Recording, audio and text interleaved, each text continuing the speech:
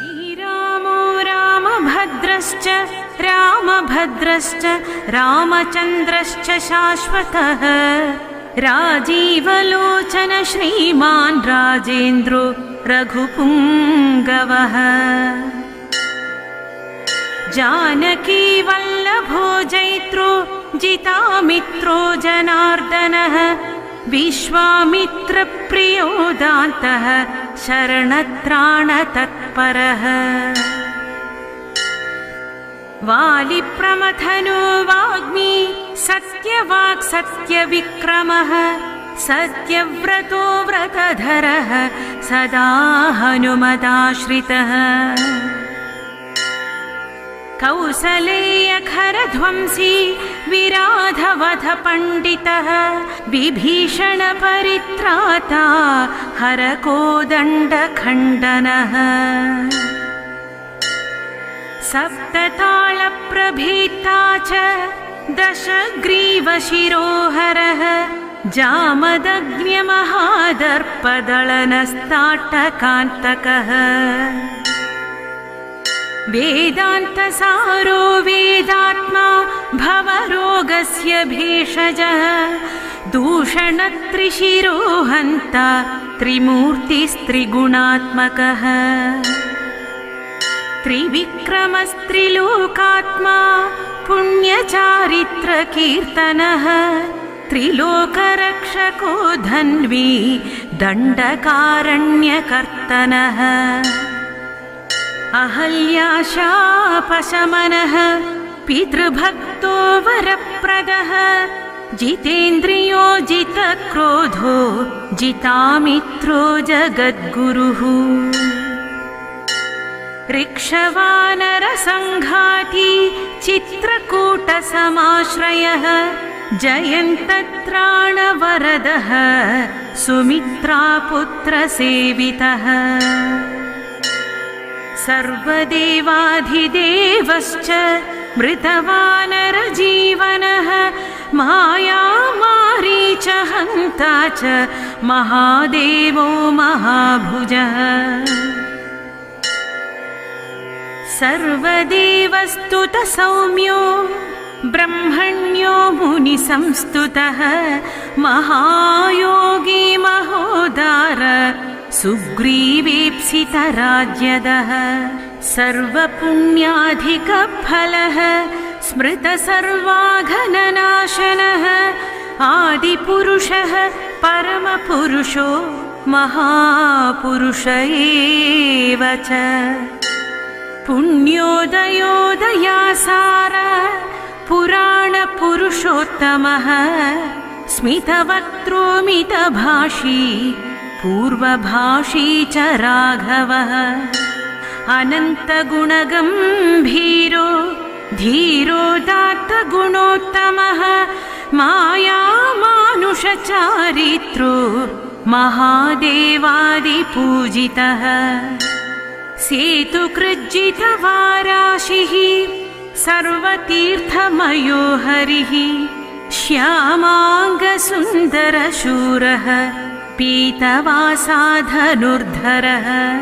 सर्वयज्ञाधिपो यज्वा जरामरणवर्जितः विभीषणप्रतिष्ठाता सर्वावगुणवर्जितः परमात्मा परब्रह्म सच्चिदानन्दविग्रह परं ज्योति परं धाम पराकाशः परात्परः परेशः पारगः पार सर्वदेवात्मकः परः परेशः पारगः पार सर्वदेवात्मकः परः श्रीरामाष्टोत्तरशतं भवतापनिवारकं सम्पत्करं त्रिसन्ध्यासु पठतां भक्तिपूर्वकं रामाय रामभद्राय रामचन्द्राय वेधसे रघुनाथाय नाथाय सीताया पतये नमः। इति श्रीराम अष्टोत्तरशतनामस्तोत्रम् सम्पूर्णम्।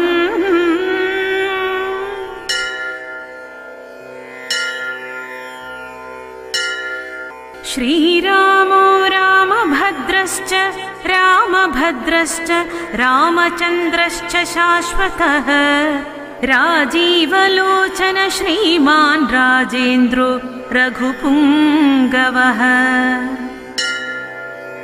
जानकी वल्लभो जैत्रो जितामित्रो जनार्दनः विश्वामित्रप्रियो दान्तः शरणत्राणतत्परः।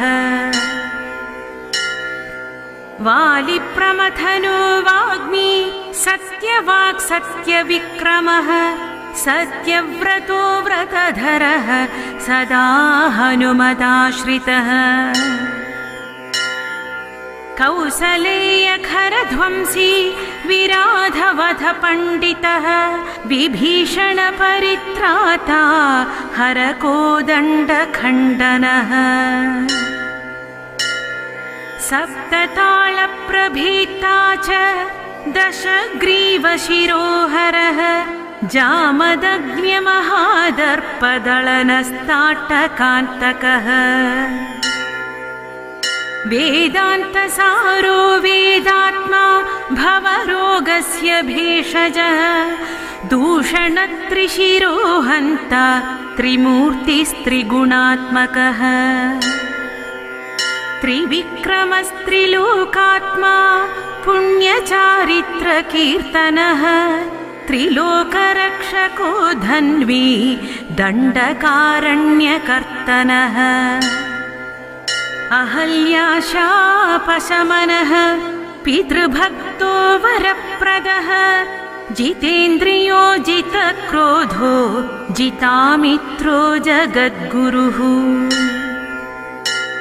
ऋक्षवानरसङ्घाती चित्रकूटसमाश्रयः जयन्तत्राणवरदः सुमित्रापुत्रसेवितः। सर्वदेवाधिदेवश्च मृतवानरजीवनः मायामारीच हन्ता च महादेवो महाभुजः। सर्वदेवस्तुतसौम्यो ब्रह्मण्यो मुनिसंस्तुतः महायोगी महोदार सुग्रीवेप्सितराज्यदः। सर्वपुण्याधिकफलः स्मृतसर्वाघननाशनः आदिपुरुषः परमपुरुषो महापुरुष एव च। पुण्योदयोदयासार पुराणपुरुषोत्तमः स्मितवक्त्रोमितभाषी पूर्वभाषी च राघवः। अनन्तगुणगम्भीरो धीरोदात्तगुणोत्तमः मायामानुषचारित्रो महादेवादिपूजितः। सेतुकृज्जितवाराशिः सर्वतीर्थमयो हरिः श्यामाङ्गसुन्दरशूरः पीतवासाधनुर्धरः। सर्वयज्ञाधिपो यज्वा जरामरणवर्जितः विभीषणप्रतिष्ठाता सर्वावगुणवर्जितः। परमात्मा परब्रह्म सच्चिदानन्दविग्रह परं ज्योति परं धाम पराकाशः परात्परः। परेशः पारगः पार सर्वदेवात्मकः परः। परेशः पारगः पार सर्वदेवात्मकः परः। श्रीरामाष्टोत्तरशतम् भवतापनिवारकम् सम्पत्करं त्रिसन्ध्यासु पठता भक्तिपूर्वकम्। रामाय रामभद्राय रामचन्द्राय वेधसे रघुनाथाय नाथाय सीताया पतये नमः। इति श्रीराम अष्टोत्तरशतनामस्तोत्रम् सम्पूर्णम्।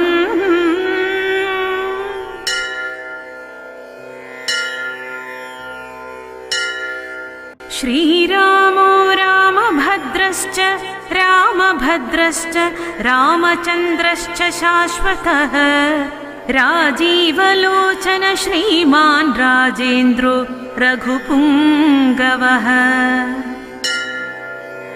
जानकी वल्लभो जैत्रो जितामित्रो जनार्दनः विश्वामित्रप्रियो दान्तः शरणत्राणतत्परः। वालिप्रमथनो वाग्मी सत्यवाक् सत्यविक्रमः सत्यव्रतो व्रतधरः सदा हनुमदाश्रितः।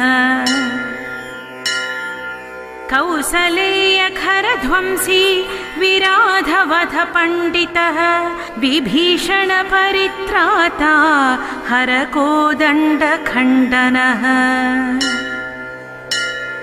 सप्ततालप्रभीता च दशग्रीवशिरोहरः जामदग्न्यमहादर्पदलनस्ताटकान्तकः।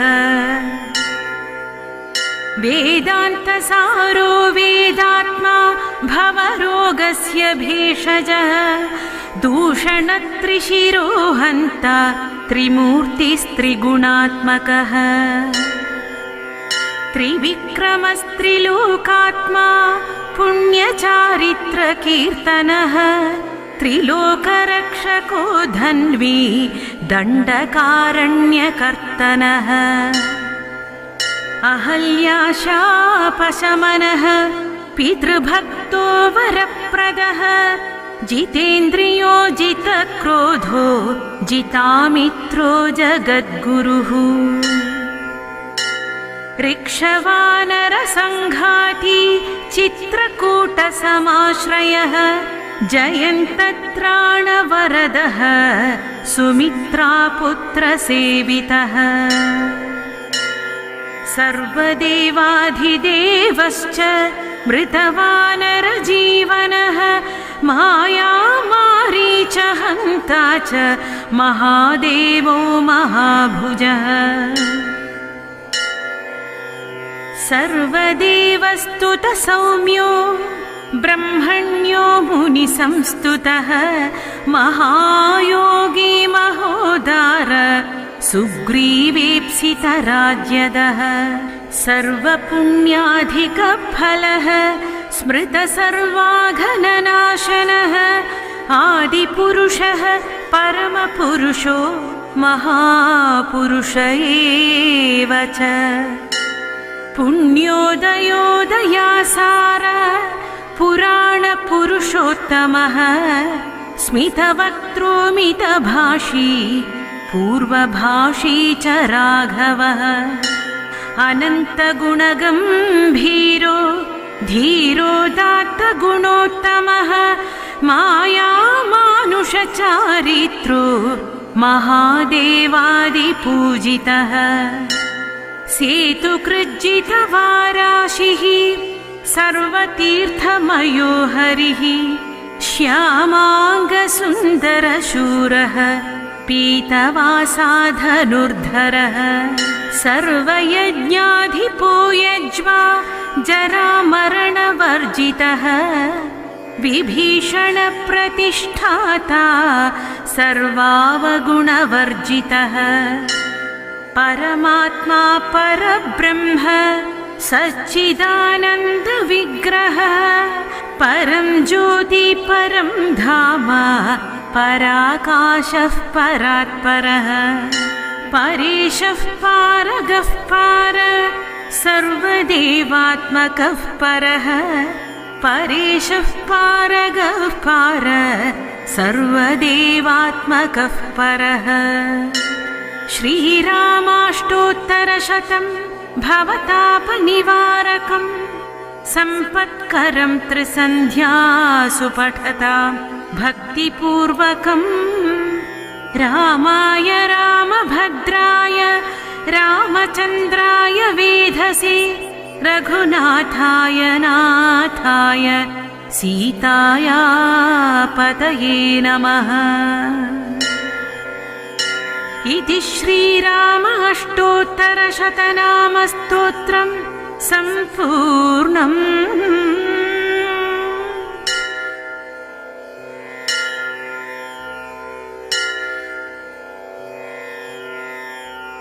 श्रीरामो रामभद्रश्च रामभद्रश्च रामचन्द्रश्च शाश्वतः राजीवलोचन श्रीमान् राजेन्द्रो रघुपुङ्गवः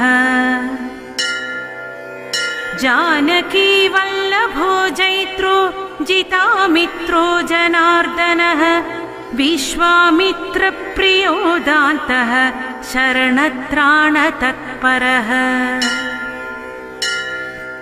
वालिप्रमथनो वाग्मी सत्यवाक् सत्यविक्रमः सत्यव्रतो व्रतधरः सदा हनुमदाश्रितः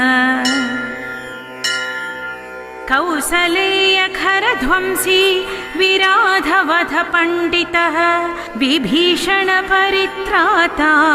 हरकोदण्डखण्डनः सप्ततालप्रभेत्ता च दशग्रीवशिरोहरः जामदग्न्यमहादर्पदलनस्ताटकान्तकः वेदान्तसारो वेदात्मा भवरोगस्य भेषजः दूषणत्रिशिरोहन्ता त्रिमूर्तिस्त्रिगुणात्मकः त्रिविक्रमस्त्रिलोकात्मा पुण्यचारित्रकीर्तनः त्रिलोकरक्षको धन्वी दण्डकारण्यकर्तनः अहल्याशापशमनः पितृभक्तो वरप्रदः जितेन्द्रियो जितक्रोधो जितामित्रो जगद्गुरुः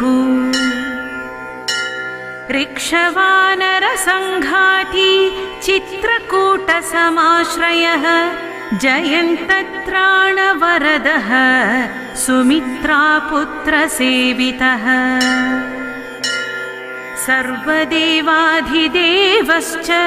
मृतवानरजीवनः मायामारीचहन्ता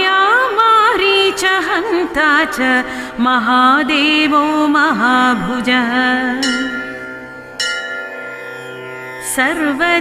सर्वदेवस्तुतसौम्यो ब्रह्मण्यो मुनिसंस्तुतः महायोगी महोदार सुग्रीवेप्सितराज्यदः सर्वपुण्याधिकफलः स्मृतसर्वाघननाशनः आदिपुरुषः परमपुरुषो महापुरुष एव च पुण्योदयोदयासार पुराणपुरुषोत्तमः स्मितवक्त्रोमितभाषी पूर्वभाषी च राघवः अनन्तगुणगम्भीरो धीरोदात्तगुणोत्तमः मायामानुषचारित्रो महादेवादिपूजितः सेतुकृज्जितवाराशिः सर्वतीर्थमयो हरिः श्यामाङ्गसुन्दरशूरः पीतवासाधनुर्धरः सर्वयज्ञाधिपो यज्वा जरामरणवर्जितः विभीषणप्रतिष्ठाता सर्वावगुणवर्जितः परमात्मा परब्रह्म सच्चिदानन्दविग्रह परं ज्योति परं धाम पराकाशः परात्परः परेशः पारगः पार सर्वदेवात्मकः परः परेशः पारगः पार सर्वदेवात्मकः परः श्रीरामाष्टोत्तरशतं भवतापनिवारकं सम्पत्करं त्रिसन्ध्यासु पठतां भक्तिपूर्वकम् रामाय रामभद्राय रामचन्द्राय वेधसे रघुनाथाय नाथाय सीताया पतये नमः। इति श्रीराम अष्टोत्तरशतनामस्तोत्रं सम्पूर्णम्।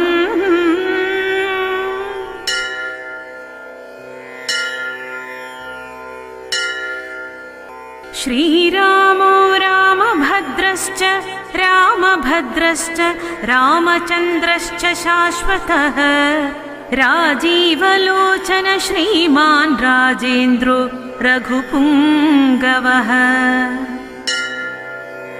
जानकी वल्लभो जैत्रो जितामित्रो जनार्दनः विश्वामित्रप्रियो दान्तः शरणत्राणतत्परः वालिप्रमथनो वाग्मी सत्यवाक् सत्यविक्रमः सत्यव्रतो व्रतधरः सदा हनुमदाश्रितः कौसलेयखरध्वंसी विराधवधपण्डितः विभीषणपरित्राता हरकोदण्डखण्डनः सप्ततालप्रभीता च दशग्रीवशिरोहरः जामदग्न्यमहादर्पदलनस्ताटकान्तकः वेदान्तसारो वेदात्मा भवरोगस्य भेषजः दूषणत्रिशिरोहन्ता त्रिमूर्तिस्त्रिगुणात्मकः त्रिविक्रमस्त्रिलोकात्मा पुण्यचारित्रकीर्तनः त्रिलोकरक्षको धन्वी दण्डकारण्यकर्तनः अहल्याशापशमनः पितृभक्तो वरप्रदः जितेन्द्रियो जितक्रोधो जितामित्रो जगद्गुरुः ऋक्षवानरसङ्घाती चित्रकूटसमाश्रयः जयन्तत्राणवरदः सुमित्रापुत्रसेवितः सर्वदेवाधिदेवश्च मृतवानरजीवनः मायामारीचहन्ता च महादेवो महाभुजः सर्वदेवस्तुतसौम्यो ब्रह्मण्यो मुनिसंस्तुतः महायोगी महोदार सुग्रीवेप्सितराज्यदः सर्वपुण्याधिकफलः स्मृतसर्वाघननाशनः आदिपुरुषः परमपुरुषो महापुरुष एव च पुण्योदयोदयासार पुराणपुरुषोत्तमः स्मितवक्त्रोमितभाषी पूर्वभाषी च राघवः अनन्तगुणगम्भीरो धीरोदात्तगुणोत्तमः मायामानुषचारित्रो महादेवादिपूजितः सेतुकृज्जितवाराशिः सर्वतीर्थमयो हरिः श्यामाङ्गसुन्दरशूरः पीतवासाधनुर्धरः सर्वयज्ञाधिपो यज्वा जरामरणवर्जितः विभीषणप्रतिष्ठाता सर्वावगुणवर्जितः परमात्मा परब्रह्म सच्चिदानन्दविग्रह परं ज्योति परं धाम पराकाशः परात्परः परेशः पारगः पार सर्वदेवात्मकः परः परेशः पारगः पार सर्वदेवात्मकः परः श्रीरामाष्टोत्तरशतं भवतापनिवारकं सम्पत्करं त्रिसन्ध्यासु पठतां भक्तिपूर्वकं रामाय रामभद्राय रामचन्द्राय वेधसे रघुनाथाय नाथाय सीताया पतये नमः। इति श्रीराम अष्टोत्तरशतनामस्तोत्रम् सम्पूर्णम्।